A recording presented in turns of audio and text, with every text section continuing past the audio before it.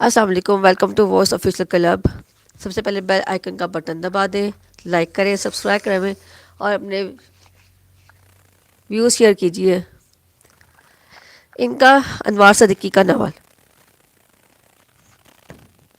وہ شوق ادا اپنے بستر پر نیند دراز کسی کتاب کی ورگردانی میں مصروف تھی، اور میں تھا کہ میری آنکھیں اس کے حسن کی تجلیوں سے خیرہ ہوئی جا رہی تھی۔ اس کے لیے بہت خوبصورت الفاظ ادا کرنے کو جی چاہتا تھا۔ وہ چمنستان، حسن و شباب کی ایک نوخیز کلی، چہرہ کا شاداب خد خال، اس کے تیکھی نگاہ، اس کی سرشار عمر، اس کی بالی قد سرو جیسا انداز کا فرانہ، زلفیں اس کی گھٹائیں، گہری گھٹائیں۔ میں ایک حسن پرست تھا، میں ایک حسن پرست شخص، اور وہ اپنے متعلق، اور وہ ایک حسین شاہکار۔ دوسرا، پا فتنہ میں فتنوں کا جویا۔ اس کا اصول ایک مہم اور میری عادت مہم جوئی۔ میں نے اپنے متعلق صاف صاف کہہ دیا ہے۔ طاقت اور دولت کی یکجائی کے سبب ان حسین اور جمیل لڑکیوں کی تعداد بے شمار جن سے میں مل چکا تھا، مگر حسن ہر جگہ، اور ہر جگہ سیلابی حسن کے باوجود تشنگی کا احساس ہوتا۔ میرا تجربہ ہے کہ وہاں حسن کی افراد ہوتی ہے جہاں دولت اور طاقت ہوتی ہے۔ حسن کی پذیرائی کے لیے انی اور صاف دینوی کی ضرورت پڑتی ہے۔ دولت ایک نشیب ہے جہاں آ کر دریائے حسن گرتا ہے اور اپنا راستہ بناتا ہے۔ میرے پاس وقت کیا تھا، وقت کیا نہیں تھا، ان کا وجود تھی۔ پریتم لال کی پراسرار شکتی تھی، مالا رانی جیسی حسین اور جمال لڑکی میرے ساتھ تھی، مگر دولت اور طاقت کا قرار پسند نہیں۔ تزئین کو دیکھ کر میرے دل میں یہی کسک پیدا ہوئی جو ایک نادر شے کے حصول کے لیے کسی با ہمت شخص کے دل میں ہو سکتی ہے، لیکن یہ اس وقت کی بات ہے جب وہ قطالہ عالم الہ آباد کے اسٹیشن سے میرے ڈبے میں داخل ہوئی تھی۔ دوسرے لمحے میں جذبے ذرا مختلف ہو گئے۔ میں اس جذبے کو کوئی نام دینے سے قاصر ہوں، یوں کہیے کہ وہ لمحہ آوارہ گزر گیا۔ اس کے بعد میرے دل میں اس کے لیے کوئی آلودہ خیال نہیں ابھرا۔ اس کے سراپے میں نہ جانے کیا کشش تھی کہ میں اس کی جانب کھنچا جا رہا تھا، جیسے وہ میری بہت قریب کی عزیز ہو، جیسے میں اسے برسوں سے جانتا ہوں۔ جب میں نے اسے غور سے دیکھا تو مجھے احساس ہوا کہ اس کی آنکھیں نرگس سے مشابہ تھیں۔ تزئین کے اندر نرگس کے کتنے عکس مجھے نظر آئے۔ وہ نرگس کی ہم شکل نہیں تھی، لیکن نرگس کی پرچھائیاں اس کے نازک خد و خال میں ہر جگہ دکھتی تھی۔ ان کا میرے حکم پر تزئین کی ادھیر عمر خاتمہ کے سر پر جا چکی تھی۔ چچا جان اوپر کی سیٹ پر لیٹے خراٹے دے رہے تھے۔ سامنے تزئین بھی اعلیٰ درجے کے لباس اور زیورات میں لدی پھندی کبھی بھی نظریں چرا کر مجھے دیکھ لیتی تھی۔ میں نے اپنے طور پر ارادہ کر لیا تھا کہ حالات چاہے کچھ بھی ہو، کتنے ہی خطرناک اور سنگین ہو، میں تزئین کو غلط راستوں اور غلط ہاتھوں سے محفوظ رکھوں گا۔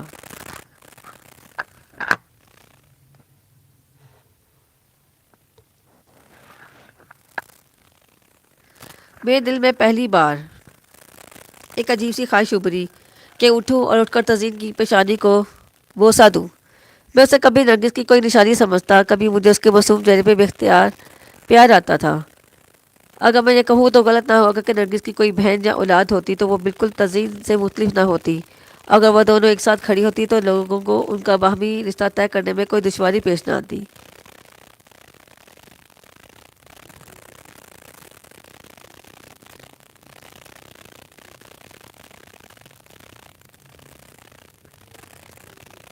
جمیل احمد خان نے بہت کھیل کھیلے تھے، مگر جمیل احمد بھی تو ایک انسان تھا، کبھی کبھی کسی اور طرح محسوس کرنے کو بھی جی چاہتا تھا۔ میں نرگس کے تعلق سے شاید اپنے مختلف قسم کے جذبوں کے لیے کوئی جواز ڈھونڈ رہا ہوں۔ نرگس کا خیال نہ آتا تو بھی ممکن ہے میں تزئین کے چہرے پر پھیلی ہوئی معصومیت کو دیکھ کر اسی طرح محسوس کرتا۔ گاڑی تیز رفتاری سے آگے بڑھ رہی تھی اور میرے لطیف احساسات اور نکھر رہے تھے۔ میں اس کے متعلق سوچ رہا تھا، میں اسے دیکھ رہا تھا اور یہ خیال دل جلائے دیتا تھا کہ وہ ایک طوائف ہے، اس کا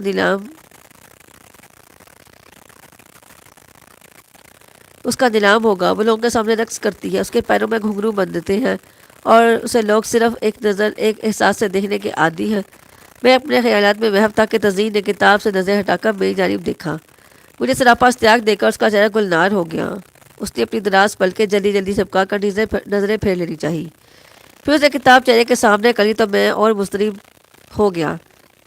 اسے کس طرح مخاطب کروں، مجھے شرم آ رہی تھی۔ میں عجیب کیفیتوں سے مغلوب ہو گیا تھا۔ کچھ دیر میں خود سے الجھتا رہا، پھر میں نے جسارت کی، میں نے اسے بہت ہلکے سے آواز دی، تزئین۔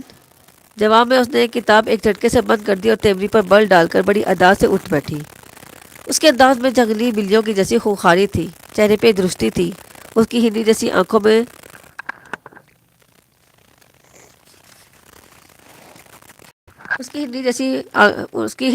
آنکھوں میں چمک پیدا ہوئی۔ وہ مجھے ناگواری سے دیکھتے ہوئے بولی، کیا آپ نے میرا نام لیا تھا؟ ہاں، میری آواز میں ارتاج تھا۔ کیوں؟ بگڑے تیوروں سے اس نے کہا۔ تم سے کچھ باتیں کرنے کو جی چاہتا ہے، میں نے نرم لہجے میں جواب دیا۔ باتیں کرنا چاہتے ہیں آپ مجھ سے؟ اچھا، مجھے سے کچھ سمجھ کر بولی، خوب، ذہن نصیب، جو آپ نے کنیز کو اس قابل سمجھا۔ کیا میں یہ پوچھنے کی جسارت کر سکتی ہوں کہ کنیز کو آپ کب اور کہاں سے جانتے ہیں؟ اس کا نام آپ کو کیسے معلوم ہوا؟ میں ایک لمحے کو سٹپٹا گیا۔ تزئین کے لہجے کی تلخی مجھے پسند نہیں آئی۔ میں خود کو سنبھال کر نہایت محتاط انداز میں بولا، تمہارا نام الہ آباد میں سنا تھا، جس جگہ تم مجرم میں شریک ہوئی تھی، تم نے وہاں بڑی دھوم مچائی۔ وہاں میں بھی مدعو تھا۔ یہ محض اتفاق ہے کہ آج ہم شریک سفر بین منزل بھی نقلوں ہے۔ میں وہاں تم سے بہت متاثر ہوا تھا۔ آج تم سے خوب ملاقات ہوئی۔ ذہن نصیب کے عزیز کس لائق ہے؟ تزئین زہر خند سے بولی، فرمائیے کنیز کیا خدمت کر سکتی ہے؟ مجھے تزئین کا یہ پیشہ بنانا انداز سخت ناگوار گزرا۔ میں اسے سرزنش کرنا چاہتا تھا، لیکن ابھی اس کا وقت نہیں آیا تھا۔ میرے دل نے مجھے ٹوکا، سنبھلو جمیل صاحب، کانٹوں کو گلے لگانے کے لیے زخم سہنے کا ظرف پیدا کرنا پڑتا ہے۔ شاید تمہارے چہرے پر ماضی کی سیاہ کاریوں کے تمام میں کچھ دھندلا گئے ہیں، اور یہ طوائف ذاتیاں تو ویسے بھی مردم شناس ہوتی ہیں۔ میں نے پھر لہجے میں نرمی پیدا کی، خدمت کیا، میں خود تم سے کچھ باتیں کرنا چاہتا ہوں۔ ضرور کیجئے، شوق سے کہیے، آخر آپ کیا کہنا چاہتے ہیں؟ بندی کو حسن سماعت کی تعلیم سے آراستہ کیا گیا ہے، لیکن خیال رہے حضور، ہم ہمیشہ خوشخبریاں سننے کے منتظر رہتے ہیں۔ تزئین نے ناک پر انگلی رکھ کر کہا۔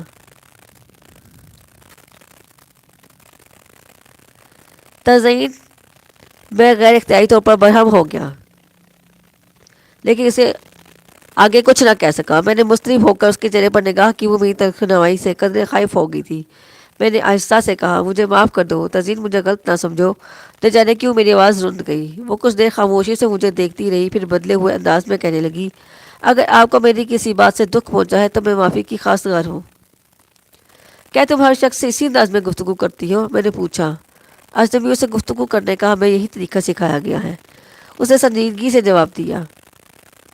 تزئین، اجنبی تو ہم بے شک ہے، لیکن تم سے گفتگو کرنے کا خیال مجھے یوں پریشان کر رہا تھا کہ تم میری بچھڑی ہوئی ایک عزیزہ سے مشابہ ہو۔ تمہارے چہرے پر ایسی معصومیت ہے جو میں اپنے کسی قریبی عزیزہ کے چہرے پر دیکھنا پسند کرتا تھا، مگر میں نے رقت انگیز لہجے میں کہا اور کہتے کہتے ہی رک گیا۔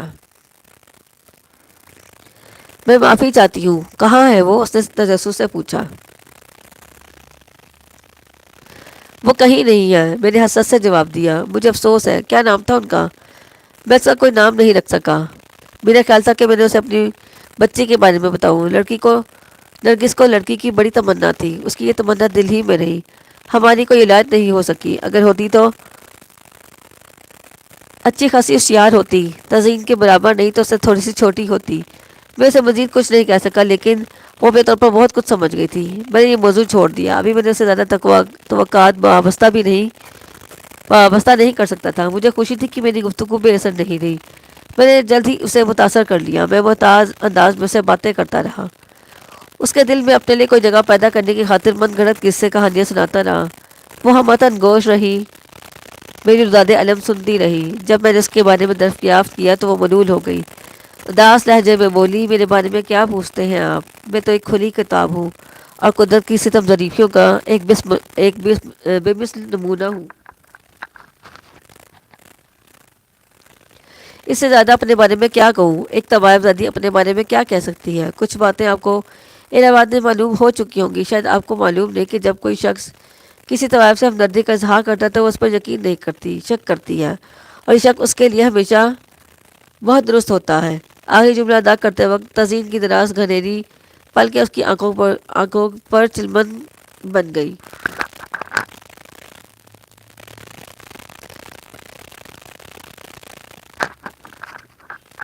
تم سچ کہتی ہو، میں نے ایک سرد آہ بھر کر کہا، لیکن مجھے یقین ہے کہ تمہیں اپنی موجودہ زندگی پسند نہیں ہے۔ تمہاری گفتگو میں شائستگی ہے، تم زیور تعلیم سے پوری طرح آراستہ معلوم ہوتی ہو۔ مجھے پتہ نہیں کہ تم اپنے ماحول سے کس قدر مانوس ہو۔ جب اٹھتے بیٹھتے سوچتے سمجھتے پر پہرے ہوں، ہر قدم پر بندشیں ہوں، جہاں آنکھ کھلتی ہو تو سکے جھنجھناتے ہوں، شام ہوتی ہو تو گنگنو مسکراتے ہیں، جہاں ہر وقت سرتال بھاؤ اور راگ الافی کا ذکر ہوا کرتا ہے، وہاں انسیت اور مغایرت، پسند ناپسند کا کیا سوال؟ وہاں انتخاب کون کرنے دیتا ہے اور اس کا موقع کہاں ملتا ہے؟ وہاں تو ایک ہی راستہ ہے۔ تزئین کے لہجے میں بڑا درد تھا۔ قدرت نے مجھے میرے ماحول کے اشارے پر چلنے کے لیے مجبور کر رکھا ہے اور میں اسی پر قانع ہوں۔ یہ ظلم ہے، قناعت نہیں ہے تزئین۔ میں نے جذباتی ہو کر کہا، تم ہوش مندی کی سلجھی ہوئی باتیں کر رہی ہو۔ تم چاہو تو طوفان کا رخ بدل سکتی ہو، تم اپنی تقدیر بدل سکتی ہو، تم چاہو تو اپنا مستقبل تابناک بنا سکتی ہو۔ آپ کیا سمجھتے ہیں؟ میں نے تنہائیوں میں اپنے متعلق بہت سوچا ہے، لیکن ہر بار مایوسی نے مجھے گھیر لیا۔ پھر میں نے سوچنا ہی بند کر دیا اور اپنے مقدر پر شاکر ہو گئی۔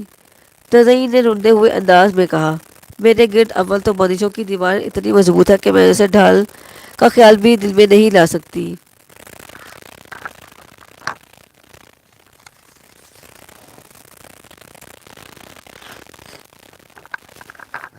اور اگر میں دیوار پھلانگ بھی جاؤں تو مجھے کون سہارا دے گا؟ کون مجھ سے میری اور سیاہ بختیوں سے نباہ کرے گا؟ سنا ہے کئی لڑکیاں آبرو اور خوشی کے لیے اس چار دیواری سے باہر گئیں، مگر ناکام اور نامراد ہی واپس آ گئیں۔ یہ دنیا بڑی ظالم ہے جمیل صاحب۔ میں مسرت کی تلاش میں در بدر رسوا ہونے کے بجائے ایک ہی چوکر پر برباد ہو جانا زیادہ پسند کروں گی۔ اور دیکھا جائے تو یہ سب کیا ہے؟ دیوانوں کا فرق ہے۔ اگر ذہن میں یہ بٹھا لیا جائے کہ یہی مسرت ہے تو یہی مسرت ہے۔ سنا ہے طبلوں، گھنگروں اور نگاہوں کی گرم بازاری سے بعد میں سکون ملنے لگتا ہے۔ میں خود کو اس کی عادی بنانا چاہتی ہوں۔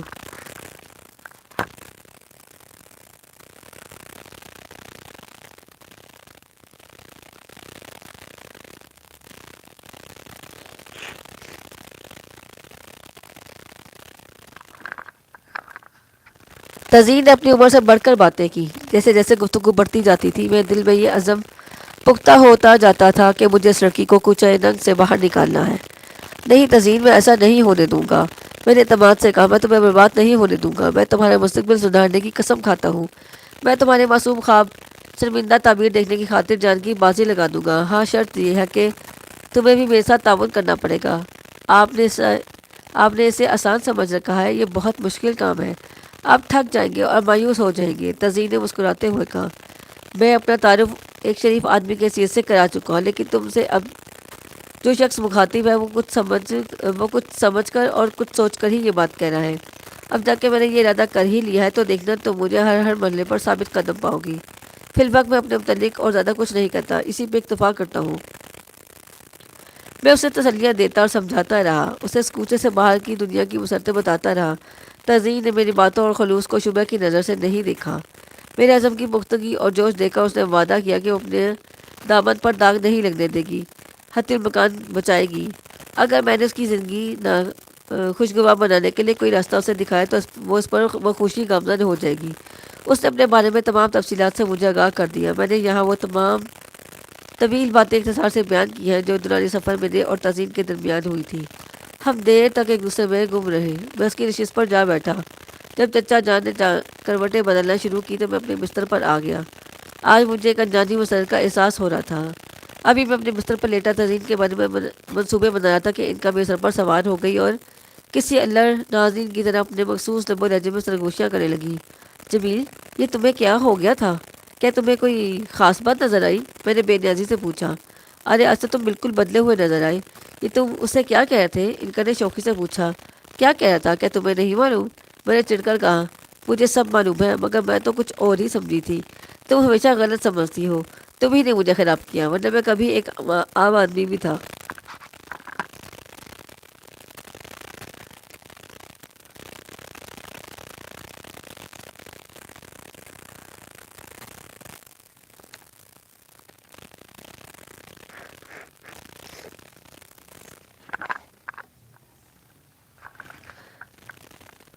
تم تانا دے رہے ہو؟ تمہیں یہ بات اچھی نہیں لگتی، انکا نے ناراضی سے کہا۔ میں تو ایک معصوم آدمی تھا، تم نے مجھے کیا سے کیا بنا دیا۔ اب میں تمہارے کسی معاملے میں نہیں بولوں گا۔ انکا کے لہجے میں خفگی بڑھ گئی۔ اب کیا ہوتا، میرے روا دعا گناہگار ہو چکے ہیں، اس کا ازالہ کیسے ہوگا؟ اس طرح کہ اب تم نیکیاں کرتے رہو اور میرے متعلق یہ سمجھ لو کہ میرا کوئی وجود نہیں۔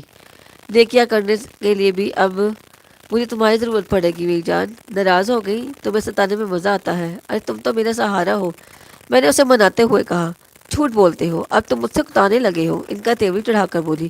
اگر تم میرے سامنے ہوتی تو میں تمہارا بوسہ لے لیتا۔ تمہارے منہ سے یہ جلی کٹی باتیں بڑی ہی اچھی لگتی ہیں۔ یہ کہہ کر میں نے عالم تصور میں سر کی جانب دیکھا تو انکا کے چہرے پر سرخی آ گئی۔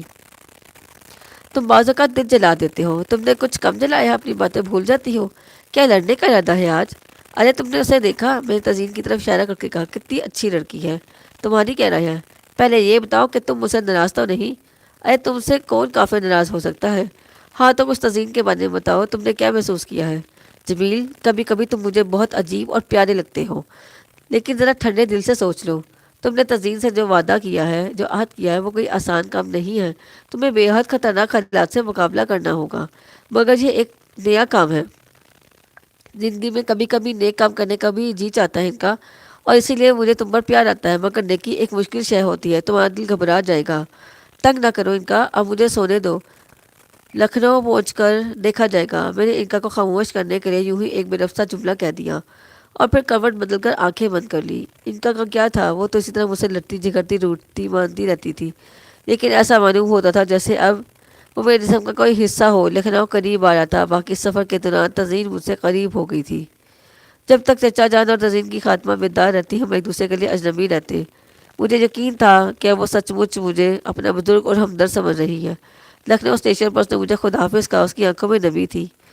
اسے جدا کرتے ہوئے میرے دل پر بھی اثر ہوا، مگر جدا تو ہونا ہی تھا۔ میں چچا جان کے ساتھ ایک تانگے میں بیٹھ کر ان کے گھر کی طرف چل دیا۔ راستے میں اچانک چچا جان نے پوچھا، جمیل میاں، تم نے کہا تھا کہ تم نرگس کو تو پہلے ہی لکھنؤ بھیج چکے ہو۔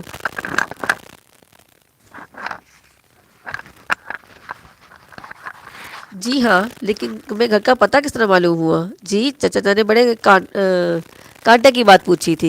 میں نے سٹ پٹا کر جواب دیا، کلکتے میں کیا آپ کتنا ابھی نے تفصیل مجھے بتائی تھی۔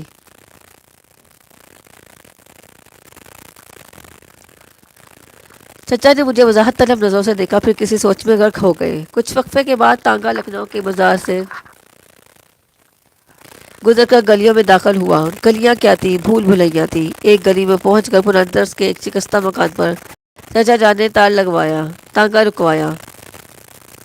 چچا جان نیچے اترے تو میرے دل کی دھڑکنیں تیز ہو گئی۔ میں اپنے چچا کے بچوں اور مالا رانی سے ملنے کے لیے بے قرار تھا۔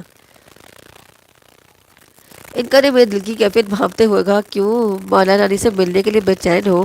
لیکن اندر اور بھی لڑکیاں ہیں۔ تمہارے چچا کی منجلی لڑکی رخسانہ تو خاصی شوق اور آزاد خیال واقع ہوئی ہے۔ ذرا محتاط رہنا، یہ لکھنؤ ہے جمیل صاحب، یہاں حسن و عشق کے تذکرے عام ہیں۔ فرزانہ اور شبانہ تو واجب الشکل اور صورت کی لڑکیاں ہیں، لیکن رخسانہ گھر میں تو داخل ہونے دو، تم نے تو پہلے ہی مجھے گڑبڑانا شروع کر دیا۔ ذرا دم لو، اندر پہنچ کر تمام باتوں سے پردہ اٹھ جائے گا۔ میں اگر پہلے تم سے کوئی بات بتا دوں تو کیا حرج ہے؟ ہاں، اگر میری باتوں سے الجھن ہو رہی ہے تو میں چپ ہو جاتی ہوں، انکا نے اٹھلاتے ہوئے کہا۔ میں مسکرائے بغیر نہ رہ سکا۔ چچا جان کا گھر 3 کمروں پر مشتمل تھا۔ ممکن ہے پہلے اس میں رہن سہن کی ترتیب کچھ اور ہو، لیکن اب کمرے میں چچا جان اور ان کے صاحبزادے ارشد علی خان کا اور میرا سامان رکھا تھا۔ دوسرے کمرے میں 3 لڑکیوں کے روم میں تھا اور تیسرا کمرہ مالا رانی کے لیے مخصوص کر دیا گیا تھا۔ کمروں کے سامنے چھوٹا سا صاحبان اور کشادہ سا صحن تھا۔ صحن کے دوسری طرف باورچی خانہ اور غسل خانہ تھا۔ مکان کے اوپری دروازے کے قریب کھپریل کے ایک چھپر کے نیچے دنیا بھر کا ساز و سامان بھرا ہوا تھا۔ مکان کی حالت چچا جان کی مالی حالت کے مطابق تھی۔ جب میں اندر داخل ہوا تو ایک اجنبیت مگر خوشی سی محسوس ہوئی۔ ایک عرصے بعد نہ جانے کتنے ہولناک اور پراسرار عجیب و غریب واقعات کے گزر کر اپنے زیدوں کے درمیان میں پہنچا تھا۔ میرا جی چاہ کے ایک لمحے میں یہ اجڑا ہوا مکان اور شکستہ مکان خوبصورت مکان میں تبدیل ہو جائے۔ چچا کی بچیوں کی نظروں میں محبت اور جھجک تھی۔ میں نے ان کے سر پر ہاتھ رکھا اپنے سینے سے لگایا۔ وہ لڑکی تو رونے لگی۔ مالا رانی بھی ان کے ساتھ کھڑی مسکراتی نظروں سے مجھے دیکھ رہی تھی۔ ایسا معلوم ہو رہا تھا جیسے وہ سر سے میں ان بچیوں سے خوب مانوس ہو گئی ہو۔ وہ انہی لڑکیوں کے ساتھ کھڑی جذباتی منظر دیکھ رہی تھی۔ چچا جان نے شروع سے آخر تک سفر کی پوری تفصیل بچیوں کو سنا دی۔ ہمارے جاتے ہی گھر میں ایک ہنگامہ برپا ہو گیا۔ سب ایک دوسرے سے واقف تھے، لیکن ان کا سے کوئی واقف نہیں تھا۔ وہ خاموش بیٹھی بچڑ کر ملنے والوں کے تاثرات سے محفوظ ہوتی تھی۔ ان کا کے کہنے کے مطابق جب رخسانہ واقعی بڑی تیز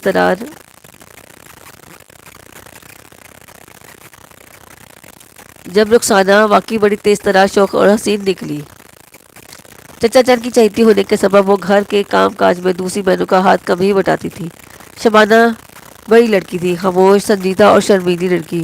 فرزانہ سب سے چھوٹی تھی۔ یہ دونوں شکل و صورت کے اعتبار سے خاصی مختلف تھی، لیکن ان کا بیشتر وقت جھاڑو برتن میں گزرتا۔ ارشد کی عمر 19-20 سال کے قریب تھی۔ چچا جان نے اس کا تعارف کراتے وقت زمین اور آسمان کے کلامیں ملا دی، لیکن میں اس کے بارے میں کوئی اچھا تاثر قائم نہ کر سکا۔ میری بہنیں اور بھائی میری خاطر مدارت میں اس تنہائی سے اور اشتیاق سے لگ گئے جیسے ان کی زندگی کا واحد مقصد یہی ہو۔ چچا جان اور ان کی غربت کا دیکھ کر ان کا کے تعاون سے کوئی انقلاب لانے کا دل مچلتا تھا، لیکن یہ مناسب نہیں تھا۔ میں نے طے کر لیا کہ بہت جلد مناسب طریقوں سے ان کی حالت درست کرنے کی کوشش کروں گا۔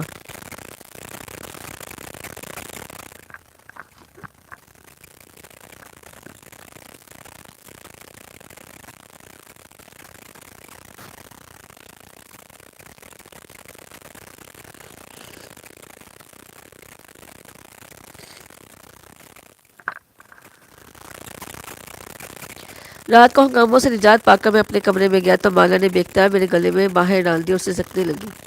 پریتم لال نے جب مجھے مالا دان کی تھی چند ہی دن آرام سے گزرے تھے۔ سچ تو یہ ہے کہ ابھی میرے اور اس کے درمیان تلخ واقعات نے ایک دوری برقرار رکھی ہوئی تھی۔ میں نے اسے اتنی زور سے اپنی آغوش میں بھینچا کہ اس کی ہڈیاں چرمرا گئیں۔ مالا جیسی حسین لڑکیاں خوش قسمت لوگوں کو ہی ملتی ہیں۔ پریتم لال نے مجھے مالا رانی عطا کر کے مجھ پہ بڑا احسان کیا تھا۔ جب میں مالا کو دیکھتا تو اپنی خوش بختی پر نازا ہوتا۔ مالا تو ایک انمول ہیرا تھی۔ وہ میری بیوی تھی۔ شکل صورت کی بے پناہ خوبیوں کے علاوہ دل کی بڑی نیک اور پاکیزہ اتوار تھی۔ اس کے لیے دنیا میں سب کچھ میں تھا۔ حیرت ہوتی ہے کہ ایک مسلمان گھرانے میں وہ ہندو لڑکی مانوس ہو گئی تھی جیسے یہ گھر اسی کا ہو۔ حالانکہ یہ لڑکی جاپ اور گیان دھیان میں مگن رہی تھی اور پہاڑوں میں خوش خاردار زندگی گزار چکی تھی۔ اس نے اپنے ماں باپ کو چھوڑ دیا تھا، دولت اور عزت کو ٹھوکر مار دی تھی، اور یہاں ایک شکستہ مکان میں اپنے شوہر کے انتظار میں سارے جیون کی امیدیں لگائی بیٹھی تھی. مجھے دیکھ کر وہ بے انتہا مسرور ہوئی تھی. میں نے اسے اپنی کوتاہیوں کی معافی مانگنی چاہیے تو اس نے میرے منہ پر ہاتھ رکھ دیا. جس شخص کو مالا جیسی لڑکی مل جائے اسے بھلا کسی اور چیز کی کیا ضرورت ہے.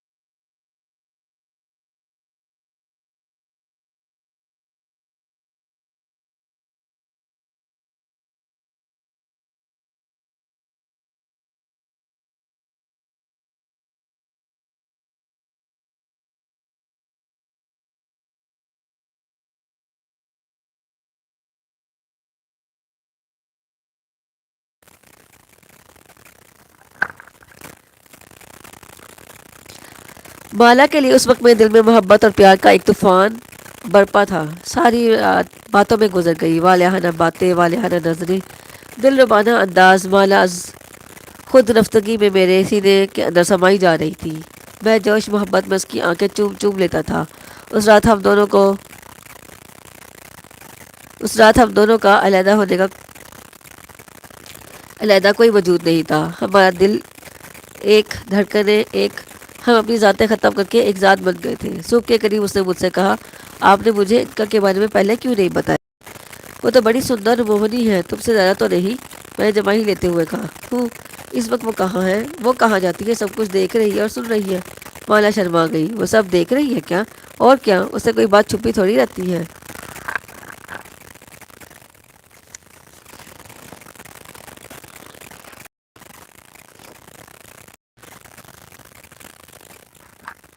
نہیں ہے، یہ تو بہت بری ہے. مجھے بہت شرم آ رہی ہے. ارے بگلی، ان کا سے کیا پردہ، دیکھو میں اسے تمہارے سر پر بھیجتا ہوں. میں اس کا سامنا نہیں کر سکوں گی. مالا کا چہرہ سرخ ہو گیا. اسی لمحے ان کا بولی، جمیل. مالا بیچاری تو تصور میں بھی نہیں کر سکتی کہ اس کی خلوت میں کوئی اور موجود ہے. اس سے کہہ دو کہ میں سو رہی تھی، حالانکہ میں ایک ایک بات دیکھ رہی ہوں. کچھ رکاوٹ نہیں محسوس ہوئی تمہیں؟ میں نے انکا کو مخاطب کیا. تم بہت بے حیا ہوتے جا رہے ہو جمیل. میں مالا کے سر پر جا رہی ہوں، انکا نے اپنے پنجے میں سر پر چبوتے ہوئے کہا. انکا مالا رانی کے پاس چلے گئی. مجھے نہیں معلوم ہوا کہ ان دونوں کے درمیان کیا باتیں ہوئی. نیند نے مجھے اپنی آغوش میں لے لیا. جب میں سو کر اٹھا تو مالا اد کھلے گلاب کی مانند بستر پر مدہوش پڑی تھی. اس کے چہرے پہ نکھار اور تقدس تھا، فرشتوں جیسی معصومیت. میں اٹھ کر کمرے سے باہر آیا. فرزانہ اور شبانہ باورچی خانے میں تھی. رخسانہ ابھی تک اپنے بستر پر دراز تھی. ارشد غالباً اسکول جا چکا تھا. بچیوں نے مجھے دیکھ کر سلام کیا. یہ مجھے بہت اچھا لگا. میں چچا جان کے کمرے میں سلام کرنے کے غرض سے داخل ہوا، لیکن وہ موجود نہیں تھے. کمرے سے باہر نکلا تو دروازے پر کسی کی سخت اور کھردری آواز سنائی دی. میاں جی، یوں ہاتھ باندھے اور رونے سے کام نہیں چلے گا. میں 2 دن سے تمہارا انتظار کر رہا ہوں. اب سی طرح میرے پیسے ڈھیلے کر دو. جب تم نے پرانے تعلقات کا خیال نہیں کیا تو میں کیوں کروں؟ تم نے میرے بھروسے کا خیال نہیں کیا. لالا ترونجی مل کر پیسے ہضم کرنا آسان نہیں جتنا تم نے سمجھ رکھا ہے. سن لو میاں جی، اب شرافت کی کوئی دھوکہ مجھ سے مت کرنا. تھانہ قیادی ایک کر دوں گا. آہستہ بولو لالا جی. چچا جان کی گھبرائی ہوئی آواز ابھری. میں تم سے قسم کھا کے کہتا ہوں کہ رقم مجھ سے کھو گئی ہے. تم مجھے عرصے سے جانتے ہو، میں بے ایمان آدمی نہیں ہوں. ذرا آہستہ بولو. میرا بھتیجا ایک مدت کے بعد اپنی دلہن کے ساتھ آیا. وہ سنے گا تو کیا سوچے گا؟ تم فکر نہ کرو، میں تمہاری پائی پائی ادا کر دوں گا. کہاں سے ادا کرو گے؟ پھر کوئی چوری کرو گے، ڈکیتی کرو گے؟ دیکھو میاں جی، مجھے تمہاری زبان پر وشواس نہیں. بات 100-200 کی ہوتی تو میں تمہیں تنخواہ سے برابر کر لیتا. پورے 5,000 کی بات ہے. تم لالا چرونجی مل کو دھوکہ نہیں دے سکتے. میں سانج سے پہلے ہتھکڑی لگوا دوں گا. تھوڑی دیر تک تو میں لالا چرونجی مل کی دھمکیاں، بےہودگیاں اور چچا جان کی فریادیں سنتا رہا، لیکن جب وہ کسی طرح خاموش نہ ہوا تو غصے میں تلملا کر باہر آ گیا. چچا جان نے مجھے دیکھ کر شرمندگی سے گردن جھکا لی. لالا چرونجی مجھے قہر بھری نظروں سے گھورنے لگا. وہ شکل و صورت سے پورا یہودی لگتا تھا. اس کی چہرے پر میرے لیے نفرت تھی. میں نے اس کی توقع کے خلاف یک بیگ اسے مستعل اور خونخوار نظروں سے دیکھا تو وہ منہ پھیر کر چچا جان سے کہنے لگا، سن لیا میاں جی تم نے؟ اگر سانج تک میری پائی پر ادا نہ کی تو بات تھانے کی چوکی تک پہنچ جائے گی، پہلے سے بتائی دیتا ہوں۔ ہاں۔ میں چچا جان کی نمناک آنکھیں دیکھ کر اپنا غصہ ضبط نہ کر سکا۔ براہ راست لالا کو مخاطب کر کے میں نے خشک لہجے میں پوچھا، کتنی رقم درکار ہے تمہیں؟ تم اندر جاؤ جمیل میاں، میں لالا جی کو منا لوں گا۔ چچا جان گھبرا کر بولے، میں دان نہیں مانگ رہا ہوں مہاشے، لالا نے غصے سے کہا۔ پھر چچا جان کی طرف اشارہ کر کے بولا، اس بگلا بھگت نے میرے 5,000 روپے ہضم کرنے کی کوشش کی ہے، پرنتو میرا نام بکواس مت کر ڈالا۔ میں نے گرج کر کہا، دفعہ جا یہاں سے الو کا پٹھا۔ چچا جان کے سامنے میری زبان سے نکل گیا، اب نرمی فضول تھی۔ میں نے گرجتے ہوئے کہا، جا سیدھی طرح یہاں سے چلا جا، شام تک تیری رقم پہنچ جائے گی۔ لالا میری دھمکی کی تاب نہ لا سکا، وہ ایک بزدل قسم کا آدمی تھا۔ میرے تیور خراب دیکھے تو آنکھیں لال پیلی کرتا ہوا رخصت ہو گیا۔ اس کے بعد میں نے چچا جان سے کہا، آپ مطلب فکر نہ کریں، میں شام سے پہلے اس کی رقم ادا کر دوں گا۔ جمیل بیٹے، ایسا کچھ بھی نہیں ہوا تھا، آج تو میری عزت خاک میں مل گئی، پاس پڑوس والے نہ جانے کیا سوچیں گے۔ چچا جان کی آواز میں تڑپ تھی۔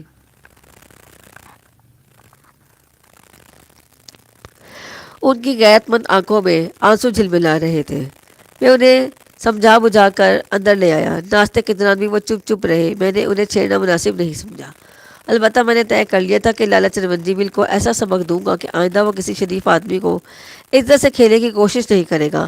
لالا چرمنجی سے تلخ گفتگو کے بعد طبیعت اچھی خاصی مقدر ہو گئی تھی۔ چچا جان پر یہ مصیبت میری وجہ سے ہی نازل ہوئی تھی اور میں اسی کا تدا کر سکتا تھا۔ مشکل یہ تھی کہ مجھے یہاں آئے ہوئے صرف ایک ہی دن ہوا تھا۔ ایک دن میں کوئی ہنگامہ کرنا مناسب نہیں تھا، لیکن لالا کی گستاخی اور اس کی بےہودگی نے مجھے مشتعل کر دیا تھا۔ میں کوئی بڑا قدم اٹھانے سے گریز کر رہا تھا، ورنہ یہ لالا حیثیت ہی کیا رکھتا تھا۔ ناشتے سے فارغ ہو کر میں نے لباس تبدیل کیا اور باہر نکل گیا۔ ان کا میرے سر پر موجود تھی، اس لیے مجھے لالا چرمنجی مل کے دکان میں تلاش کرنے میں کوئی مزاحمت نہیں اٹھانی پڑی۔ لالا نے مجھے دیکھا تو کڑک کر بولا، سنو مہاشے، تم نے اپنے گھر میں میرا اپمان کیا ہے۔ میں خون کے گھونٹ پی کر چلا گیا، پرنتو یہاں تمہاری دال نہیں گلے گی۔ اگر عزت چاہتے تو میاں جی سے کہہ کر میری رقم واپس کرا دو۔ میں نے مسکرا کر اسے دیکھا۔ فرض کرو اگر تمہاری رقم واپس نہیں ملی تو تم کیا کرو گے شریمان جی؟ مہاراج، میں انہیں جیل بھجوا دوں گا، میرے پاس ثبوت موجود ہے، میں کوئی کام کچا نہیں کرتا۔ میاں جی، 5,000 کا معاملہ ہے، کوئی چھوٹی موٹی رقم نہیں۔ تم مجھے جانتے ہو؟ شاید نہیں جانتے، میں تم جیسے آدمی کو الٹا لٹکا دیتا ہوں، سمجھے؟ میں نے بے نیازی سے کہا۔ لالا چرمنجی مل جھجکتے ہوئے بولا، دیکھو جی، معاملہ میرے اور میاں جی کے درمیان میں ہے، تم بیچ میں مت پڑو۔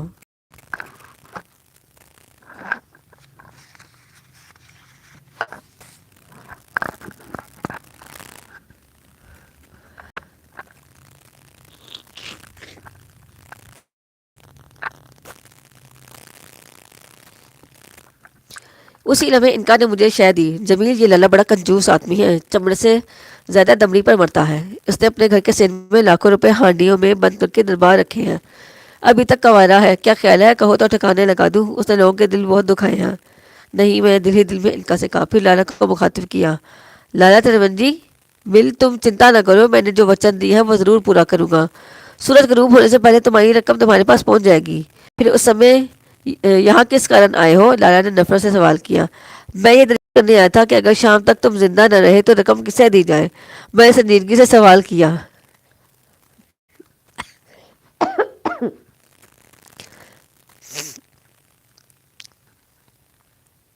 مسلے، کمینے، ٹنٹے، لالا چرمنجی مل کو دھمکی دینے آیا ہے؟ لالا غضبناک آواز میں منمنایا۔ لالا کو آنکھیں دکھانے والا شہر میں زندہ نہیں رہ سکتا۔ میں نے بہت سے ترمباز خان دیکھے ہیں، خوب سمجھ لے کہ پورے تھانے کو یہاں سے بھیگ دی جاتی ہے۔ میں تجھ جیسے کئی سرماؤں کو ٹھکانے پہ لگا چکا ہوں، کیا سمجھا؟ جا راستہ نہ بڑا آیا رستم کا بچہ، ورنہ مجھ سے برا کوئی نہ ہوگا۔ میرے دل میں آیا کہ اسی لمحے لالا کو ایک اشارے سے 2 ٹکڑے کر دوں، لیکن میں خود کو اتنی جلدی مشہور نہیں کرنا چاہتا تھا۔ صرف ایک ہی دن تو ہوئے تھے مجھے یہاں آئے۔ لالا کا رویہ اس حد تک جانے والا تھا کہ درگزر کرنے کا سوال بھی پیدا نہیں ہوتا تھا۔ میں نے انکا کو کچھ ہدایتیں دی اور پوچھا، کیا خیال ہے؟ انکا نے کہا، نہ جانے یہ اب تک زندہ کیوں ہے، اسے تو کب کا مر جانا چاہیے تھا جمیل، اس نے بے شمار گھر ویران کی ہے۔ تم خاموش رہو، میں اسے سزا دے بغیر نہیں جاؤں گی۔ مگر ان کا یہ معاملہ احتیاط سے ہونا چاہیے. میں یہاں پولیس وغیرہ کے چکر میں نہیں پڑنا چاہتا. تم بے فکر ہو, تم پر کوئی آنچ نہیں آنے آئے گی. مجھے اب جانے دو, شام سے پہلے کئی کام نپٹانے ہیں. دکان سے میرے ہٹتے ہی لالا اٹھ کر تیزی سے مکان کے اندر چلا گیا. ان کا بھی ہدایت پر عمل کرنا شروع کر چکی تھی. میں وقت گزارنے کے لیے قریبی ہوٹل میں جا بیٹھا. یہاں سے لالا کا مکان صاف نظر آ رہا تھا. ہوٹل میں بیٹھتے ہوئے مجھے 1 گھنٹہ گزر گیا ہوگا کہ میں نے لالا کو گھر سے نکلتے دیکھا. اس کے ہاتھ میں اور کچھ فاصلے سے لالا کے ایک تعاقب میں چلنے لگا. مجھے بخوبی علم تھا کہ تھیلے میں کیا ہے. تھوڑی دیر بعد لالا ایک مقامی بینک میں داخل ہوا. میں باہر ہی رک گیا. میں لالا کے تعاقب میں کسی احتیاط کا خیال نہیں کر رہا تھا. اس کی ضرورت ہی نہیں تھی, اس لیے کہ اسے اپنا ہوش کہاں تھا. جب لالا بینک سے واپس نکلا تو پھر اس سے پیچھے ہو لیا. بینک سے لالا ایک وکیل کے دفتر پہنچا. دفتر کے دروازے پر روی شنکر ایڈوکیٹ کی تختی آویزاں تھی. وکیل کے دفتر سے لالا کی واپسی میں تقریباً 2 گھنٹے صرف ہوئے تھے. اس دوران ایک مرتبہ وکیل اور لالا دونوں دفتر سے نکل کر کچہری تک پہنچ گئے. کچہری سے واپسی پر لالا کا رخ چچا جان کے مکان کی طرف ہو گیا. میں نے احتیاطاً تعاقب کا سلسلہ ختم کیا اور ایک تانگا پکڑ کر شہر کے بے مقصد چکر لگانے لگا. 2 گھنٹے بعد میں نے تالا اسی جگہ چھوڑا جہاں سے پکڑا تھا اور گھر کی طرف چل دیا. ان کا ابھی تک میرے سر پر نہیں آئی تھی. اب اس سلسلے میں تشویش شروع ہو گئی تھی. لیکن جیسے ہی میں گلی میں داخل ہوا سارا عقدہ کھل گیا. وہاں لوگوں کا اچھا خاصا ہجوم تھا. چند پولیس والے بھی نظر آئے تھے. میں نے چچا جان کو دیکھا. وہ بڑی سراسیمگی کے عالم میں وہاں کھڑے تھے. میں ہجوم میں آگے بڑھا تو دیکھا کہ لالا چرونجی بل خون میں لت پت گلی کے بیچوں بیچ پڑا ہے اور پولیس نے ادھر عمر کے ایک تنومند شخص کو حراست میں لے رکھا ہے. وہ صورت کی اٹھائی گرا معلوم ہوتی ہے. میں خاموش کھڑا دیکھتا رہا. عورتیں مکان کے دروازوں اور بالا منزلوں سے جھانک رہی تھی. لوگ بچوں کو ڈرا دھمکا کر واپس بھیج رہے تھے. عجیب افراتفری پھیلی ہوئی تھی. تھوڑی دیر تک پولیس محلے والوں کے بیانات لیتی رہی. پھر لاش اٹھوا دی گئی اور اس کو گرفتار کر کے لے گئی. اس نے لالا کے قتل کا اعتراف کیا. چچا جان کی حالت قابل رحم تھی. ان کے چہرے پر ہوائیاں اڑ رہی تھی. آنکھوں سے الجھن اور خوف نمایاں تھا. مجھ پر نظر پڑی تو وہ بوکھلائے ہوئے کیوں ہیں؟ یہ سب کچھ کیسے اور کیوں ہوا؟ میں نے ایک سانسی میں متعدد سوال کر ڈالے. چچا جان کی بغضاہٹ عروج پر تھی. وہ کچھ دیر تک اپنے حواس قابو کرنے کی کوشش میں رہی. پھر لرزاتی ہوئی آواز میں بولی, جمیل بیٹے آج تو غضب ہو گیا. میری عقل حیران ہے کہ یہ سب کیسے ہو گیا. مجھے معلوم ہے کہ لالا سے مجھ سے اپنے پیسوں کا مطالبہ کرنے آیا تھا. اس نے مجھے سخت بھی کہا تھا. اب یکایک حالات کس طرح بدل گئے کچھ سمجھ میں نہیں آتا. خدا ہی بہتر جانتا ہے. میری نیت ہمیشہ صاف تھی. کچھ تو فرمائے چچا جان, آخر معاملہ کیا ہے؟ میں نے سعادت مندی سے اور سنجیدگی سے پوچھا. آپ مجھے کچھ زیادہ ہی پریشان نظر آ رہے ہیں. عقل کام نہیں کری جمیل میاں, چچا جان نے اٹھتے ہوئے کہا. پھر میرے سر پر بولے, ابھی کچھ دیر پہلے کی بات ہے. لالا میرے پاس آیا کہ اس نے مجھے ایک بینک کی کتاب اور ایک وصیت نامہ دے دیا. وصیت نامہ کی روح سے لالا نے مجھے میری سابقہ خدمات اور نیک نیتی کے پیش نظر 1,60,000 روپے کی نقد کا حقدار قرار دیا ہے اور بقول اس لیے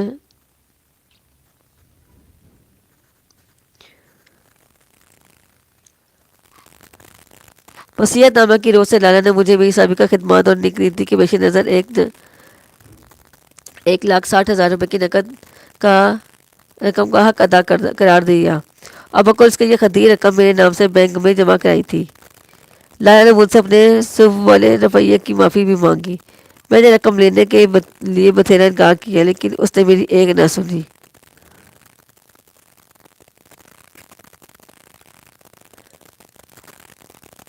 لالا نے مجھ سے اپنے صف والے رویے کی معافی بھی مانگی. میں نے رقم لینے سے بتھیرا انکار کیا لیکن اس نے میری ایک نہ سنی. وصیت نامہ اور بینک کی کتاب زبردستی میرے حوالے کر کے واپس چلا گیا. میں حیران و پریشان کھڑا وصیت نامہ اور بینک کی کتاب الماری میں رکھی اور کپڑے تبدیل کر کے دوبارہ لالا کے مکان پر جانے کی تیاری کر رہا تھا کہ باہر سے گولیاں داغنے کی پے در پہ پھر سے آوازیں گونجی.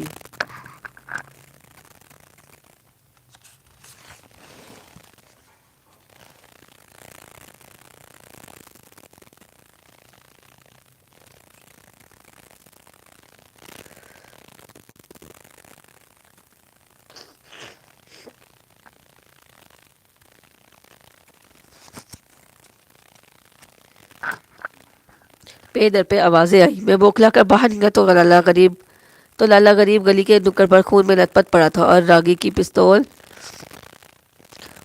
پستول تانے کھڑا تھا. میرے خدا، تم میری حال کا اندازہ نہیں لگا سکتے جمیل میاں. لالا کو خون میں نہایا ہوا دیکھ کر میں گھر واپس چلا آیا. کچھ دیر بعد اوسان ٹھیک ہوئے تو دوبارہ باہر پہنچا. پولیس آ چکی تھی. رائفل راگی قتل کر کے فرار ہونا چاہتا تھا مگر فرار نہ ہو سکا. اس نے پستول پھینک دیا تھا. میں نے اس لیے محلے آواروں کو اسے پکڑنے میں آسانی ہو گئی.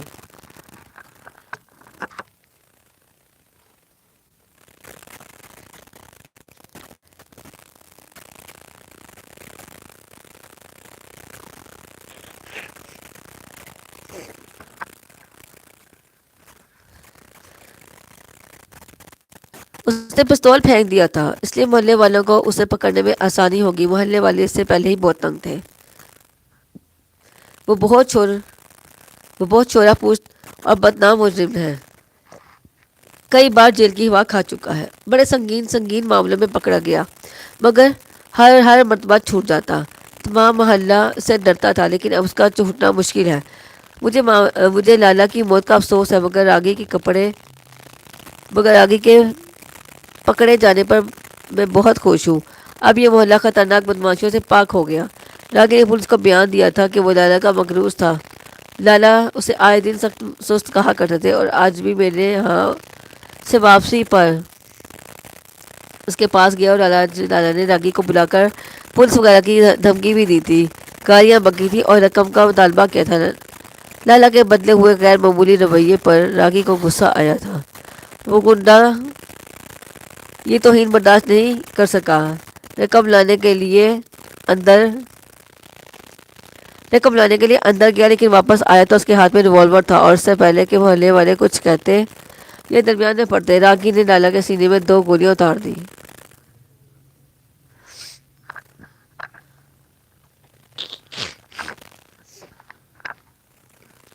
میں خاموشی سے چچا جان کی باتیں سنتا رہا. ان کا نے بڑی خوبصورتی سے اپنا کردار ادا کیا تھا. ایک برا آدمی مارا گیا. دوسرے برے آدمی کو جیل نصیب ہوئی.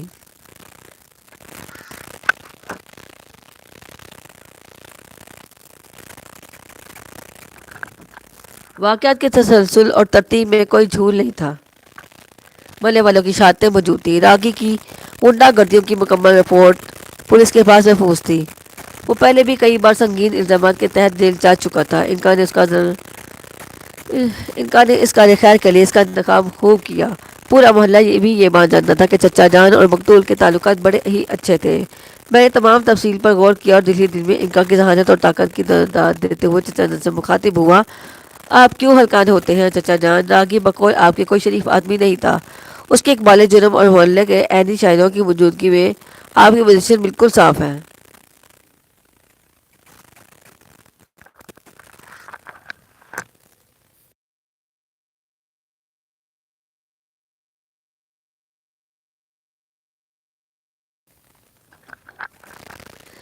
یہ تو میں بھی سمجھتا ہوں جمیل میاں، لیکن تم لالا کو نہیں جانتے. وہ سنگ دلی اور ظلم کی حد تک کنجوس شخص تھا.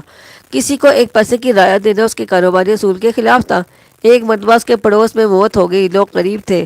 انہوں نے لالا سے کریا کرم کے لیے کچھ رقم مانگی لیکن اس ظالم نے ہمسائیگی تک کا خیال نہ کیا، صاف منع کر دیا. ایسی صورت میں 1,60,000 روپے کی خطی رقم میرے نام بینک میں جمع کرا دینا اور پھر وصیت نامہ.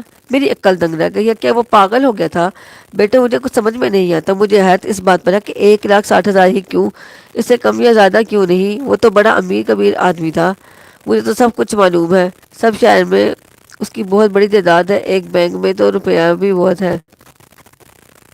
سوچتا ہوں کہ اس نے ایک مخصوص رقم ہی کیوں جمع کرائی. بس خدا سے یہ دعا ہے کہ وہ مجھے اور میرے بچوں کو اپنی مان میں رکھے.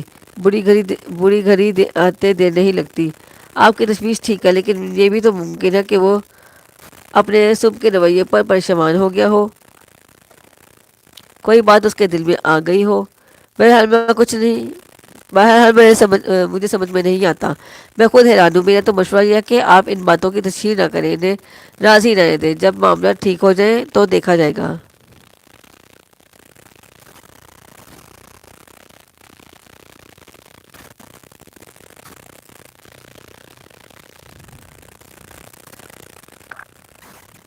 جب معاملہ ٹھیک ہو جائیں گے تو دیکھا جائے گا۔ اس واقعے کے بعد میں نے انکا سے خود اپنے لیے رقم کی فراہمی کا مطالبہ کیا۔ چچا جان کی رقم میں اسے کچھ لینے کی مناسب نہیں تھی۔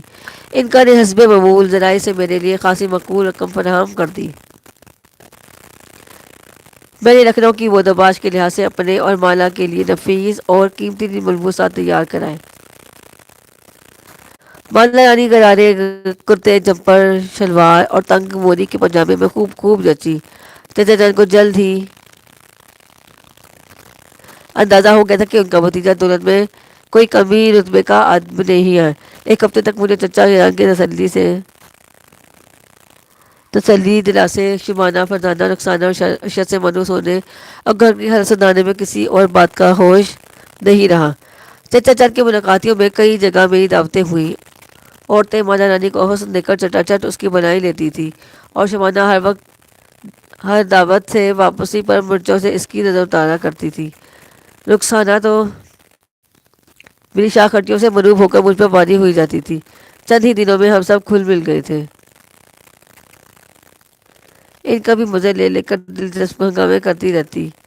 وہ بہنوں کے سر پر جا کر انہیں آپس میں لڑواتی اور پھر صلح کروا دیتی۔ مجھ سے ضبط نہ ہو سکا تو میں نے بھی انہیں حیر زدہ کرنے کے لیے چھوٹے موٹے تماشے دکھا ان کی دلچسپیوں کا سامان مہیا کیا۔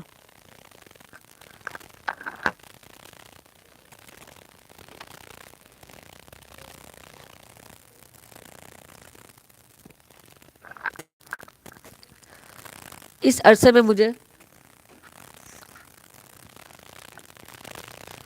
عرصے میں مجھے تزئین یاد آئی۔ مجھے لکھنؤ کا مشہور زمانہ بازار دیکھنے کی تمنا تھی، جو نوابین عہد کے خصوصی دفعات کا مرکز تھا۔ تزئین کے بالا خانے پر جانے کو جی چاہتا تھا، مگر جب یہ خیال آتا کہ پیروں میں گھنگرو باندھے رقص و سرود کے ہنگامے میں مصروف ہوگی اور بازار حسن میرے سامنے گرم ہوگا تو قدم رک جاتے تھے۔ لیکن ایک دن میں ہمت کر کے وہاں پہنچ ہی گیا کہ ان کا میری راہبری کر رہی تھی۔ میں سب سے پہلے تزئین کے بالا خانے پر گیا۔ وہاں کوئی لڑکی آتشے کی غزل گا رہی تھی، اس کی آواز بھی آتشی تھی۔ کوٹھے پر قدم رکھتے ہی میرا دل دھڑکنے لگا۔ جب میں اندر داخل ہوا تو وہاں شرفا کا اجتماع تھا۔ ادھر عمر کی ایک حسین اور جمیل عورت نے بڑھ کر میرا استقبال کیا۔ ان کا نے مجھے بتایا کہ یہ تزئین کی ماں ہے۔ وہاں ایک اور خوبصورت رقاصہ ساز آواز کے ساتھ رقص کر رہی تھی۔ وہ اپنے شباب کے دور میں تھی۔ مجھے اس نے تیکھی نظروں سے دیکھا تھا۔ ان کا نے بتایا کہ اسے تزئین کی ماں نے خرید کر پالا ہے، گانے میں ماہر ہے اور رقص میں اسے کمال حاصل ہے۔ حسن میں بے نظیر اور اپنی داؤں سے مکمل تبایف ہے، رجھانے اور دل لبھانے میں یکساں۔ تزئین کی ماں نے اپنا بالا خانہ ایک اچھا خاصا بنا رکھا تھا۔ یہ کمرہ شیشوں کے نادر فانوس، بے شمار روشن شمعیں، ملی جلی خوشبوئیں اور پان دان کھلا ہوا تھا اور گلوریاں پیش کی جا رہی تھی۔ طبلے کی تھاپ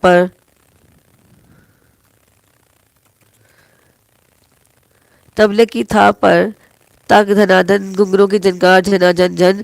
میں کسی زمانے میں ایسی خوبصورت محفلیں بمبئی میں آباد کرتا تھا اور تربینی پونا میں، مگر یہاں کی بات اور تھی۔ تزئین وہاں نہیں تھی۔ جب میں نے انکا سے پوچھا تو اس نے بتایا وہ سب سے آخر میں آتی ہے۔ تزئین کی ماں نے اپنی لڑکی کے حسن، گانے اور رقص کی دھاک بٹھا رکھی ہے۔ یہ تمام شرفا اس کا رقص شروع ہونے تک بیٹھے رہیں گے۔ تزئین کی ماں اشرفی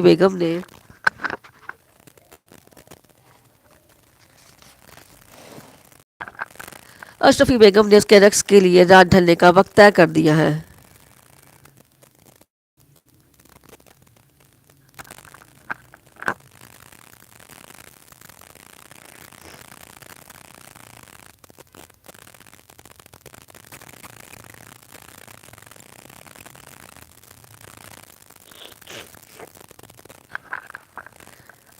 اس عرصے میں وہ اپنی شوق ناز نینیوں کے ذریعے پیسے بٹورتی ہے۔ جس سے تزئین آتی ہے تو یہ محفل شباب پر ہوتی ہے۔ میں ابھی اس کے انتظار میں بیٹھا رہا اور غزلیں سنتا رہا۔ مجھے ایک لڑکی نے وہاں بہت متاثر کیا۔ اس کا نام شمیم تھا۔ شمیم جب رقص کرنے آئی تو میں نے اس پر نوٹ نچھاور کرنے شروع کر دیے۔ جو نوابین پہلے سے بیٹھے ہوئے تھے وہ شروع میں تو میرا ساتھ دیتے رہے، مگر جمیل احمد خان سے مقابلہ کرنا ان کے لیے مشکل تھا۔ میں روپیہ لٹاتا رہا، وہ میرے پاس بیٹھی مجھے شوق نظروں سے غزلیں سناتی رہی۔ اشرفی بیگم نے جب میری فراق دلی کا یہ عالم دیکھا تو اس کی توجہ بھی میری جانب مبذول ہو گئی۔ اس نے مجھے گلوریاں پیش کی اور میرے پاس آ کر بیٹھ گئی۔ میری مزاج پرسی کرنے لگی۔ اس کے لہجے میں بلا کی شائستگی اور مٹھاس تھی۔ میں نے اسے انکسار سے بتایا، میں بمبئی سے آیا ہوں، وہاں میری چھوٹی موٹی تجارت ہے، کام چل جاتا ہے۔ آپ کے ہاں کا ذکر بمبئی میں ایک دوست سے سنا تھا، جی تڑپ گیا اور ادھر چلا آیا۔ گیت سنگیت میری جان ہے، حسین چہرے میری کمزوری ہے، ذکر سنتا ہوں تو تمام کام چھوڑ چھاڑ کر ادھر کا رخ کرتا ہوں۔ سچ تو یہ کہ انہی کے سہاروں پر جیتا ہوں، ورنہ زندگی میں جی نہیں لگتا۔ خوب وہ دل ربائی سے بولی، آپ انکسار برت رہے ہیں، مجھے صاحب ذوق نظر آتے ہیں۔ ایسے ہی لوگوں کی قدردانی سے یہ گھر روشن ہے۔ میرے ہاں شرفا آتے ہیں، یہ ان کی کرم گستری ہے۔ میں نے اپنے تمام فن کی خدمت میں گزاری ہے اور اپنی لڑکیوں کو فن سکھانے میں جگہ جگہ کی خاک چھانی ہے۔ کڑی ریاضت کے بعد کہیں جا کر انہیں 2-4 مصرے ادا کرنے اور زمین پر صحیح پیر ڈالنے آتے ہیں۔ آپ ابھی جائیے گا نہیں، تشریف رکھیے، میں اپنی لڑکی تزین کو آپ کے ذوق لطیف کے پیش نظر کروں گی۔ مجھے یقین ہے کہ آپ اسے پسند کریں گے۔ ہاں، ان کا تذکرہ تو میں نے خوب سنا ہے، اس لیے کشاں کشاں چلا آیا۔ اگر آپ کی یہ لڑکیاں بھی کچھ کم اچھا نہیں گاتی، انہیں آپ نے کمال کی تربیت دی ہے، میں نے مہذب انداز میں کہا۔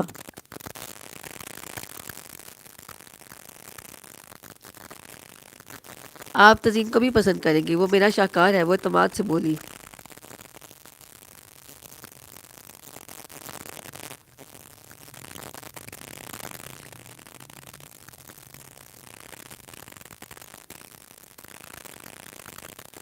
میں نے شمیم کے گانے پر اس کی موجودگی میں فیاضی کا کچھ زیادہ ہی مظاہرہ کیا۔ ان کا بھی اس ہنگامے میں دلچسپی لے رہی تھی، ٹکر ٹکر دیکھ رہی تھی اور مجھے بتا رہی تھی کہ کون شخص مجھے کن نظروں سے دیکھ رہا ہے۔ میں محفوظ ہوتا رہا۔ شمیم کے بعد ایک اور کا تالا کل بدن رقص پیش کرنے لگی۔ شمیم میرے پاس آ کر بیٹھ گئی اور بڑی لطافت سے میرے بارے میں سوالات مختلف کرنے لگی۔ تزین سے جلد ہی ملاقات کی کوئی صورت نظر آ رہی تھی۔ میں نے ایک بڑی رقم دانستہ لوٹائی تھی تاکہ اشرفی بیگم کی نظریں چکا چوندھ ہو جائیں۔ آخر خاصے انتظار کے بعد تزین کی آمد کا گلگلہ بلند ہوا۔ میں نے محسوس کیا کہ سب لوگ سنبھل کر بیٹھ گئی ہیں۔ اشرفی بیگم میرے پاس دوبارہ آئی اور کہنے لگی، لیجیے، وہ آ رہی ہے، ملاحظہ کیجیے گا۔ میں نے کہا، منتظر ہوں، سراپا اشتیاق، اب انتظار کی تاب نہیں۔ آخر سامنے کے دروازے سے تزین برآمد ہوئی۔ ٹرین میں اس کا رنگ کچھ اور تھا اور یہاں پر کچھ اور۔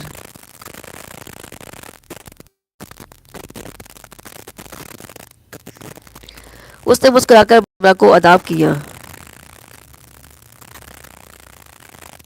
لیکن جب اس کی نظر مجھ پر پڑی تو وہ ٹھٹک گئی۔ اچانک مجھے احساس ہوا کہ اس کی غلط فہمی دور کر دینی چاہیے۔ میں نے ان کا کوئی اشارہ کیا، وہ میرے سر سے چل گئی اور جلد ہی واپس آ گئی۔ اس نے تزین کے دل میں یہ بات ڈال دی کہ وہ اس سے ملاقات کے لیے مجھے مجبوراً اس محفل رقص و موسیقی میں آنا پڑا ہے، کیونکہ اس سے ملنے کا کوئی اور ذریعہ ممکن نہیں تھا۔ ان کا نے اس کے دل میں یہ میرے متعلق بدگمانی دور کر دی۔ مجھے احساس ہوا کہ اس کا چہرہ اور شاداب ہو گیا ہے۔ اس نے پیروں میں گھنگرو باندھے طبلے چینے طبلہ کسنا شروع کر دیا اور ہارمونیم والے نے مختلف طریقوں سے اسے پرکھا۔ اشرفی بیگم نے مجھے اشارہ کیا جیسے پوچھ رہی ہو، کہو کیا خیال ہے۔ میں نے بھی شرمندگی میں اپنے شدید تاثر کا اظہار کیا۔ پھر رقص شروع ہوا۔ میں اس کی تفصیل نہیں لکھ رہا اس لیے کہ میں نے تزین کے متعلق کچھ اور ہی سوچ رکھا تھا۔ مجھے تزین کی حد تک اس ہنگامے میں دلچسپی تھی، لیکن میں مجبوراً روپے برسا رہا تھا کیونکہ میں اسی ترکیب سے اشرفی بیگم کے دروازے اپنے لیے کھلوا سکتا تھا۔ اشرفی بیگم نے کئی مرتبہ تزین کو اشارہ کیا کہ وہ میرے سامنے آ کر گائے اور رقص کرے، لیکن وہ میرے پاس نہیں آئی۔ وہاں اس وقت مقابلے کی کیفیت پیدا ہو گئی تھی۔ ایک شخص تزین میں بہت دلچسپی کا اظہار کر رہا تھا۔ اس نے اپنے گلے کا ہار تک تزین کو پیش کر دیا تھا، پھر بھی وہ میرا مقابلہ نہ کر سکا۔ میں پہلے سے تیار ہو کر گیا تھا۔ بے دریغ اور بے تحاشا روپے لٹا کر میں نے اشرفی بیگم اور اس کے تمام طائفے کے دلوں میں اپنا گہرا اثر جما دیا۔ جب شمع ماند پڑنے لگی تو رقص ختم ہو گیا۔ نوابین اور امراء ایک ایک کر کے رخصت ہونے لگے، صرف میں بیٹھا رہا۔ اشرفی بیگم تزین کو میرے پاس لے آئی۔ میں نے اس کے حسن رقص اور سریلی آواز کی بہت تعریف کی اور کھڑا ہو کر رخصت چاہنے لگا۔ اشرفی بیگم نے مجھ سے دوبارہ آنے کی پرزور درخواست کی۔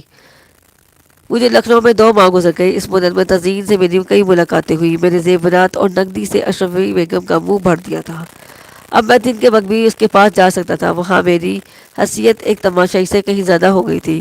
اشرفی بیگم دانستہ موقع دیتی تھی کہ میں اور تزین تنہائی میں گفتگو کریں۔ نتیجہ یہ نکلا کہ میں نے تزئین کو ہموار کر لیا۔ میرا ارادہ تھا کہ میں لکھنؤ سے رخصت ہوتے وقت تزئین کو اپنے ساتھ لے چلنے کے لیے کوئی جال پھیلاؤں گا، لیکن اس سلسلے میں کوئی ہنگامہ ہوتا تو میرے لیے خام خواہ کی مشکلات پیدا کر دیتا۔ اس لیے کہ تزئین میں لکھنؤ کی کئی بار اثر افراد دلچسپی لے رہے تھے اور مجھے وہ بالکل پسند نہیں کرتے تھے۔ میں کسی موقع کا منتظر تھا۔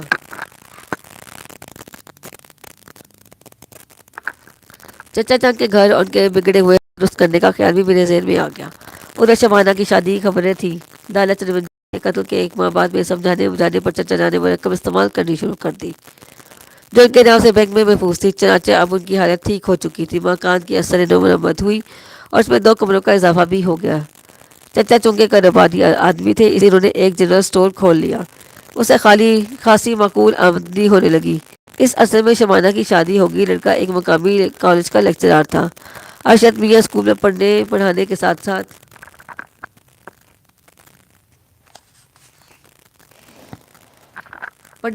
ساتھ ساتھ چچا جان کا ہاتھ بھی بٹانے لگے۔ میری خاطر مدارت میں اب بھی وہی اول روز والی سرگرمی تھی، غرض کہ چچا جان کی حالت کافی سدھر گئی تھی، لیکن میں بار بار پریشان ہو جاتا تھا۔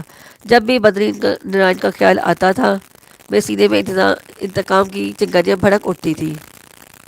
میں ابھی تک نرگس کی بے چین روح کو قرار پہنچانے کے لیے بدری نارائن کے گندے خون سے اپنے ہاتھ نہیں رنگ سکا تھا۔ ان کا بار بار مجھے روک دیتی تھی۔ بدری نارائن ابھی تک کالی کے مندر میں تھا اور کسی بڑے دیوتا کا جاپ کر کے مہان شکتی پراپت کرنے کے دھن میں مگن تھا۔ میں نے 1-2 بار کلکتہ جانے کی ٹھانی، لیکن ان کا آڑے آ گئی۔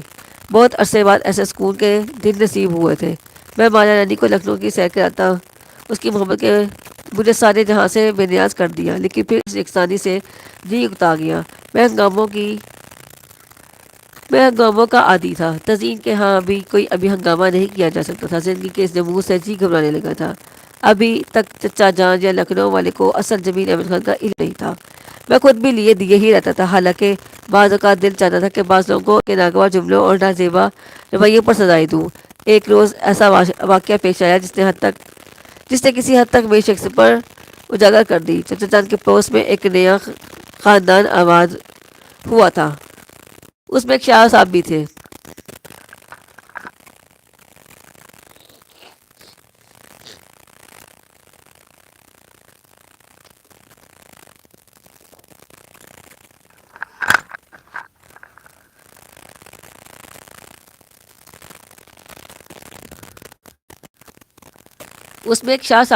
انہوں نے محلے میں آتے ہی خود کو کوئی پہنچا ہوا بزرگ مشہور کر دیا۔ لالا چرمنجی مل کے حیرت انگیز واقعات سے متاثر ہو کر چچا جان نے پیروں فقیروں اور بزرگوں کے پاس اور مزاروں وغیرہ پر آنا جانا شروع کر دیا تھا۔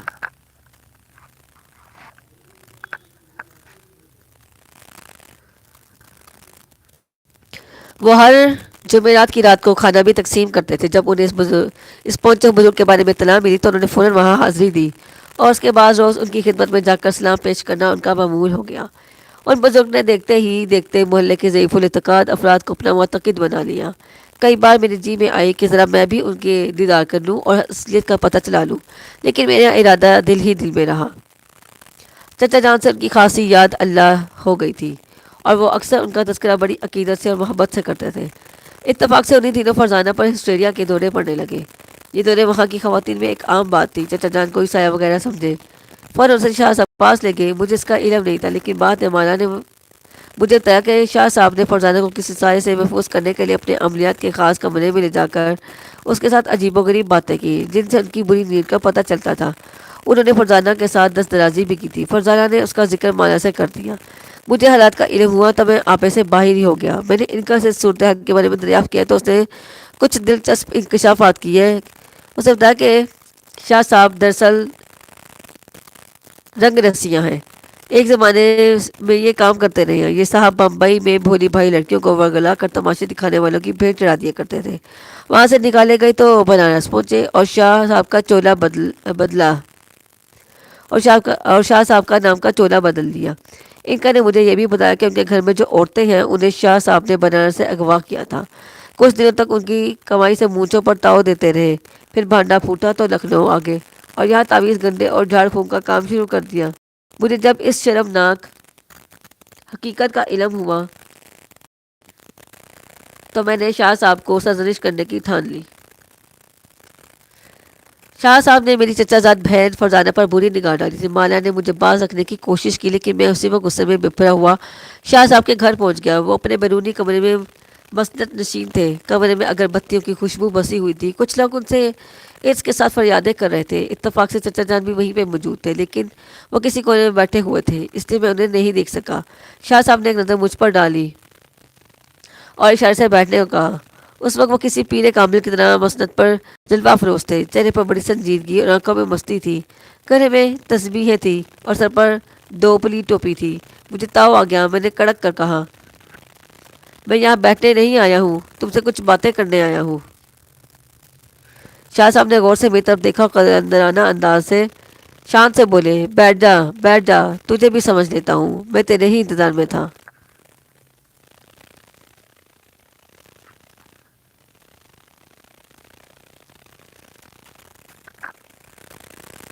شاہ صاحب نے غور سے میری طرف دیکھا اور قلندرانہ شان سے بولے بیٹھ جا تجھے بھی سمجھ لیتا ہوں. میں تیرے ہی انتظار میں تھا. عقیدت مند میری طرف متوجہ ہو گئے. میں نے سخت لہجے میں کہا نا ہنجار تیرے دن پورے ہو گئے ہیں. میں بن معصوم لوگوں کو تیرے دامن میں نہیں پھنسنے دوں گا. شاہ صاحب نے ہاتھ میں دبی ہوئی تسبیح لاتے ہوئے جلالی لہجے میں کہا گستاخ بزرگوں سے بے ادبی کر رہا ہے. چلا جا مجھے مستحیل نہ کر. کہیں ایسا نہ ہو کہ میری بددعا تجھے تہس نہس کر دے. جا کسی کنویں میں ڈوب مر. بغیر تباہی تیرے اوپر منڈلا رہی ہے کمینے. بکواس بند کر بڈھے. میں گرج کر بولا تو ان سادہ لوگوں کو دھوکہ دے سکتا ہے لیکن میری آنکھوں میں جھول نہیں سونگ سکتا. اگر روشن زمین ہوتا تو مجھے دیکھتے ہی سمجھ جاتا کہ میں کون ہوں. بے ادب گستاخ بےہودہ. شاہ صاحب کی آنکھوں میں سرخی آ گئی. بپھر کر بولے جا چلا کیوں اپنی موت کو آواز دے رہا ہے. تو نے ایک بزرگ کا مذاق اڑایا. خدا تجھے در بدر کی ٹھوکریں کھانے پر مجبور کر دے گا. حق اللہ. شاہ صاحب نے حق اللہ کا زوردار نعرہ بلند کیا تو کمرے میں بیٹھے ہوئے عقیدت مندوں کی نظروں میں میرے نفرت کا احساس ابھرا. میں نے حالات بھانپتے ہوئے جلدی سے کہا اور نمائشی شاہ میں تجھے بتاؤں گا کہ تیرا اصل روپ کیا ہے. کیا تو سیدھی طرح یہ محلہ نہیں چھوڑے گا؟ کیا کچھ تماشا دیکھ اور بے عزت ہو کر یہیں سے جانا پسند کرے گا؟ تو مجھ سے ٹکرا رہا ہے؟ شاہ صاحب مدت سے اٹھ کھڑے ہوئے. اتنی دیر سے کوئی بات تیری سمجھ میں نہیں آ رہی؟ کمینے میرے آنے کا مقصد جان. میں تیری بربادی ہوں. میں نے تیش میں آ کر کہا جا اب بھی چلا جا. میں تجھے ایک اور موقع دیتا ہوں ورنہ بہت برا ہوگا. دیوانے سنبھل جا. میں درگزر کرتا ہوں. ٹھیک اسی لمحے انکا میں سر سے رینگ کر اتر گئی. شاہ صاحب کی جلالی کیفیت بدستور قائم تھی.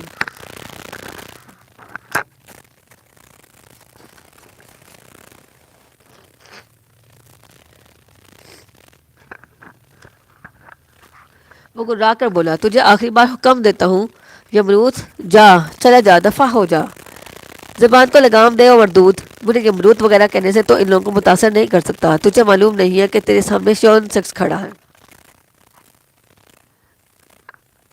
میں نے دھاڑتے ہوئے کہا. پھر دل میں پریتم لال کو یاد کرتے ہوئے سے مخاطب ہوا کیا کوئی کرشمہ دیکھنے کا منتظر ہے؟ میری زبان سے یہ الفاظ ادا ہی ہوئے تھے کہ شاہ صاحب کے ہاتھ میں دبی ہوئی تسبیح حیرت انگیز طور پر ایک سیاہ رنگ کے سام میں تبدیل ہو گئی. عقیدت مندوں نے جب یہ خوفناک صورتحال دیکھی تو اٹھ کر باہر کی سمت بھاگے. خود شاہ کی ہاتھ غیر ہو چکی تھی. اس نے خوفناک چیخ مار کر ہاتھ جھٹکا لیکن وہ سام نے اس کے ہاتھ کے گرد اپنا گھیرا تنگ کر لیا. جو کچھ ہوا وہ میری عرضی کے عین مطابق ہوا. سام کے کاٹنے سے شاہ کا جسم بڑی تیزی سے نیلا پڑنے لگا اور اس کے منہ سے جھاگ نکلنا شروع ہو گیا. ابھی وہ زمین پہ پڑا ایڑیاں رگڑ رہا تھا کہ اندر سے خوبصورت عورت باہر آئی اور اس نے مرتے ہوئے شاہ پر لان تان شروع کر دی. اور اس نے جو کچھ کہا وہ انکا کے زیر اثر کہا. میرا وہاں رکنا بے سود تھا. میں پلٹا تو دفعتاً چچا جان پر میری نظر پڑی. وہ بڑی حیرت اور پھٹی پھٹی نگاہوں سے مجھے گھور رہے تھے. میں نے ان کا ہاتھ پکڑا اور باہر آ گیا. جمین میاں یہ سب کیا تھا؟ چچا جان نے ہکلاتے ہوئے پوچھا. ان کی حالت غیر ہو رہی تھی. میں نے سنجیدگی سے کہا چچا جان مجھے اس نمائش میں کبھی ضرورت نہ پڑتی. میں خود نہیں چاہتا تھا کہ ایسا ہو مگر شاہ کی بعض باتیں ناگوار گزر گئی. آقا کا بھتیجا اس عرصے میں بیکار نہیں بیٹھا. اسے در در کی ٹھوکریں کھائی ہیں. بزرگوں کی جوتیاں سیدھی کرنے سے دو چار گر مجھے بھی آ گئے ہیں. لیکن براہ کرم آپ میری اس صفت کا تذکرہ کسی سے نہ کریں. میں نے چچا جان کو سمجھا بجھا کر خاموش کر دیا مگر محلے میں افراتفری پھیل چکی تھی. ظاہر ہے یہ کوئی معمولی واقعہ نہیں تھا. جو لوگ شاہ صاحب کے کمرے میں موجود تھے ان کے بیانات نے دور دور تک میری شہرت پھیلا دی تھی. ان کا 2 روز تک مجھ سے دور رہی. تیسرے روز واپس آئی تو اس کے چہرے سے تھکن کے آثار نمایاں تھے. مجھ سے کچھ ناراض نظر آ رہی تھی. میں نے وجہ دریافت کی تو وہ تنک کر بولی جمیل بعض اوقات تم مجھے بہت پریشان کرتے ہو. خود سوچو مسلسل 2 روز تک تم سے دور رہوں گی تو میری کیا حالت ہوگی. تم اب بہت جلدی جذباتی بن جاتے ہو. میں نے شاہ صاحب کا معاملہ ٹھنڈا کر دیا ہے، لیکن اگر تمہارے تیور ایسے ہی رہے تو مصیبتوں سے کبھی چھٹکارا نہیں ملے گا. کسی روز بری طرح گھر جاؤ گے.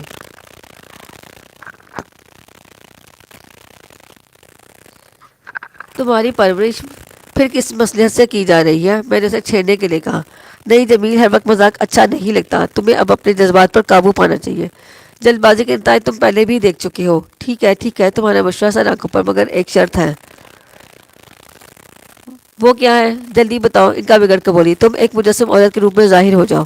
میں ہمیشہ کے لیے تمہارا پرستار بن جاؤں گا، تمہارا بندہ بے گناہ. ان کا بھی جواب سن کر اپنی سنجیدگی برقرار نہ رکھ سکی. شوق نظروں سے مجھے دیکھتے ہوئے اپنے پنجے چبونے لگی. میں بھی سرشار ہو گیا اور اسی عالم میں سیدھا اپنے کمرے میں چلا گیا جہاں مانا رانی میرا انتظار کر رہی تھی. شاہ صاحب کے واقعے کی شہرت اتنی پھیلی کہ دور دور سے لوگ میرے پاس آنے لگے. جب دیکھو کوئی نہ کوئی دروازے پر موجود ہے. میں نے یہ مصیبت ٹالنے کی خاطر لوگوں کو نظر انداز کرنا اور ان سے چھپنا شروع کر دیا. دستک ہوتی تو میں خود دروازے پر پہنچتا اور کہتا کہ جمیل احمد خان شہر سے باہر چلے گئے ہیں.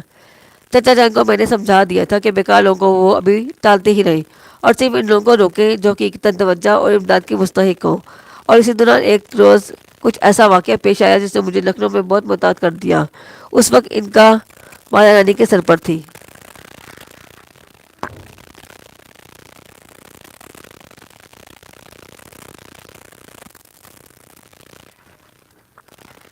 شام کا وقت تھا.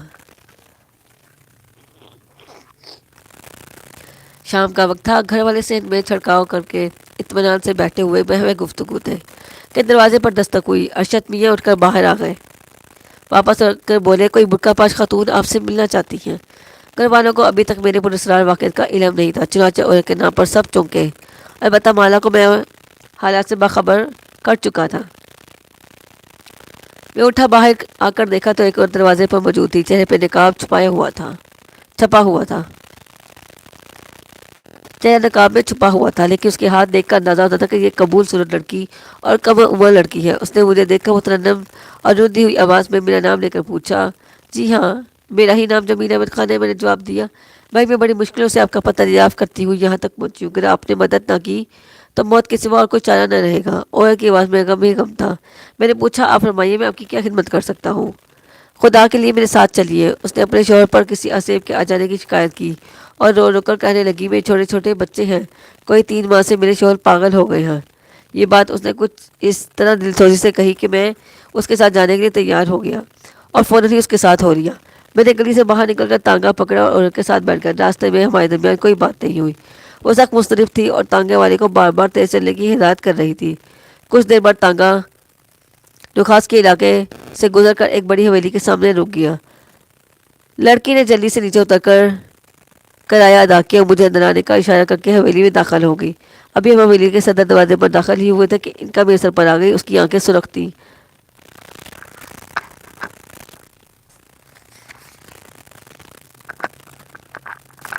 آتے ہی کہنے لگی جمیل تم خطرے میں ہو. یہ لڑکی انتہائی چلاک اور عیار ہے. اسے نواب بن علی خان نے تمہیں پھانسے پر مجبور کیا ہے. جیسے مجھے یہ اندازہ ہوا میں مانا رانی کو چھوڑ کر تمہارے سر پر آ گئی. ان کا کی آواز سن کر میں چونکا، پھر مسکراتا ہوا خاموشی سے لڑکی کے ساتھ ایک خوبصورت کمرے میں داخل ہوا جو اعلیٰ معیار کے ساز و سامان سے سجا ہوا تھا. وہاں سامنے کے تخت پر ادھر عمر کا ایک وجیح شخص سرخ و سفید چوڑی دار پاجامے اور انگرکھے میں ملبوس گاؤں تکیے سے لگا حقہ پی رہا تھا اور مانی خیز نظروں سے مجھے توڑ رہا تھا. لڑکے نے کمرے میں داخل ہوتا ہی برقع اتار دیا. مجھے وہ صورت سے ہی بدقماش لگی. اس نے نظروں میں مستند نشین شخص کو کچھ اشارہ کیا، پھر تیزی سے پلٹ گئی اور میری طرف مسکراہٹ کی ایک نظر ڈالتی ہوئی کمرے سے باہر نکل گئی. ان کا نے مجھے بتایا کہ ببن خان یہی ہے. ماشاءاللہ تو تم ہو جمیل احمد خان. بیٹھو، نواب نے طنزیہ انداز میں کہا. میں بے پرواہی سے کرسی پر بیٹھ گیا. کچھ توقف کے بعد نواب نے دوبارہ کہا تم سے ملاقات کو بڑا جی چاہتا تھا. کیا تمہیں یہاں پر بلائے جانے کا مدعا معلوم ہے؟ مجھے صرف اتنا معلوم ہے کہ جامع والا کو مجھے یہاں بلانے کے لیے ایک بدقماش عورت کا سہارا لینا پڑا ہے. میں نے اکتائے ہوئے لہجے میں کہا. آدمی سمجھدار معلوم ہوتے ہو. نواب نے گاؤں تک کیا کچھ اور قریب کھینچتے ہوئے کہا. کیا کرتے ہو؟ کوئی ضروری نہیں کہ میں جناب کے ہر سوال کا جواب دوں. میں تندن کہا. میں نے تو سنا ہے کہ نوابین عود بڑے مہذب ہوتے ہیں اور بڑے ضدی، جذباتی اور خودسر بھی ہوتے ہیں۔ یہ تم نے نہیں سنا؟ نواب نے لقمہ دیا۔ ہاں، عموماً ان کا واسطہ خوش آمدید اور غریبوں سے پڑتا ہے، لیکن ہر جگہ یہ بات نہیں ہوتی کہ میرا خیال ہے جناب کو میرے بارے میں کوئی غلط فہمی ہوئی ہے۔ خدا کی قسم تم ہمیں بڑے پسند آئے، دلیر آدمی ہو تم۔ عزت افزائی ہے، میں جناب والا کا ممنون ہوں۔ میں نے کہا خوب، خدا کی قسم بہت خوب، تم ہمیں بہت پسند آئے۔ مجھے بھی آپ کچھ کم اچھے نہیں لگ رہے، صرف ایک بات کی کمی ہے کہ جناب والا مردم شناس نہیں ہے۔ کیا مطلب؟ کیا ہم نے صحیح شخص کو طلب نہیں کیا؟ بے شک کیا ہے، میرا ہی نام جمیل احمد خان ہے، اور سنا ہے تم ہماری مطلوب نشاد تزئین کی طرف گیرا کے اسیر ہو۔ ہمیں اشرفی بیگم نے یہی بتایا تھا کہ تزئین کے سلسلے میں تم خاصے سنجیدہ نظر آتے ہو۔ بات کچھ اور دلچسپ ہوتی، لیکن تزئین کا نام لیا تو دل و دماغ میں ہجان برپا ہو گیا۔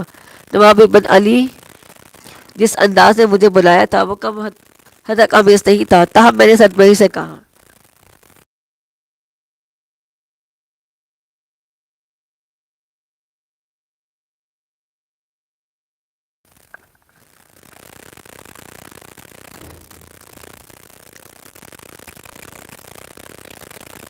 نواب بن علی، میرے پاس تمہاری فضول باتیں سننے کے لیے وقت نہیں ہے، مطلب کی بات کرو۔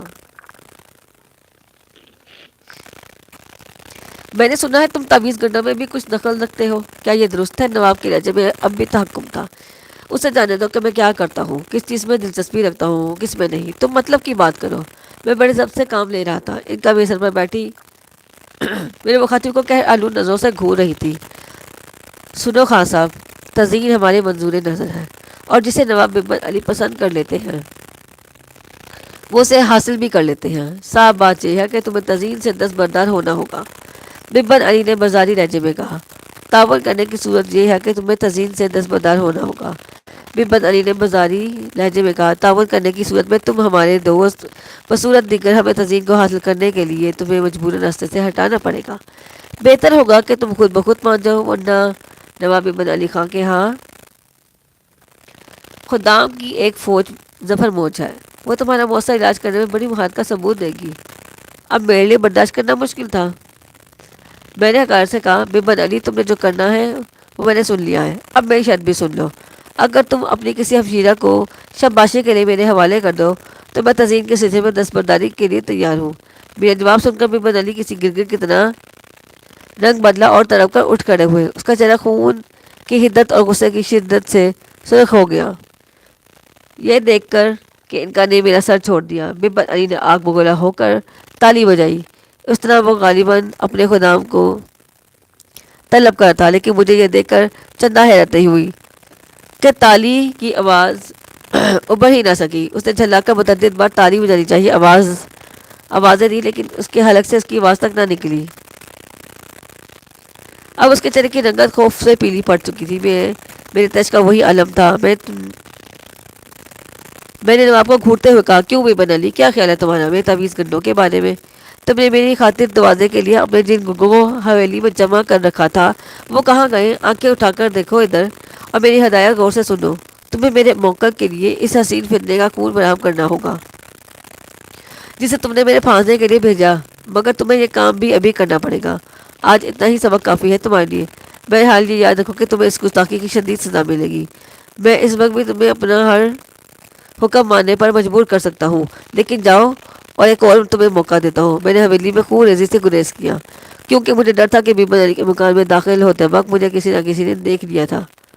ظاہر ہے اس نے میرے لیے پورا انتظام کر رکھا ہوگا۔ وہ ہر شخص کے چندہ ان کا کہ اس کارنامے پر بہت خوش کرنا چاہتا تھا، لیکن سردست ضبط تحمل کی ضرورت تھی۔ نواب بن علی ایک بت کی طرح اپنی جگہ ساکت اور جامد کھڑا تھا۔ میں نے آخری بار اسے زہریلی نظروں سے دیکھا اور پھر حویلی سے باہر آ گیا۔ میرا اندازہ صحیح تھا، حویلی کے ارد گرد بن علی کے گنڈے منڈلا رہے تھے۔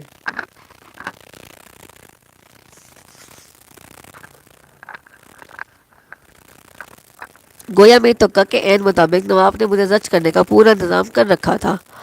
حویلی سے نکل کر میں نے سڑک پار کی۔ اس وقت ان کا شوخی سے میرے سر پر وارد ہو گئی تھی۔ میں نے اپنی رفتار تیز کر دی اور ان کا راستے بھر مجھے ستاتی رہی۔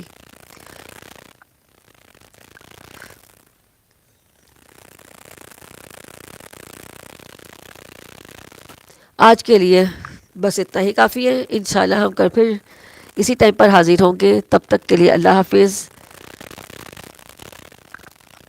اور کہانی کو شیئر کیجیے. Thank you.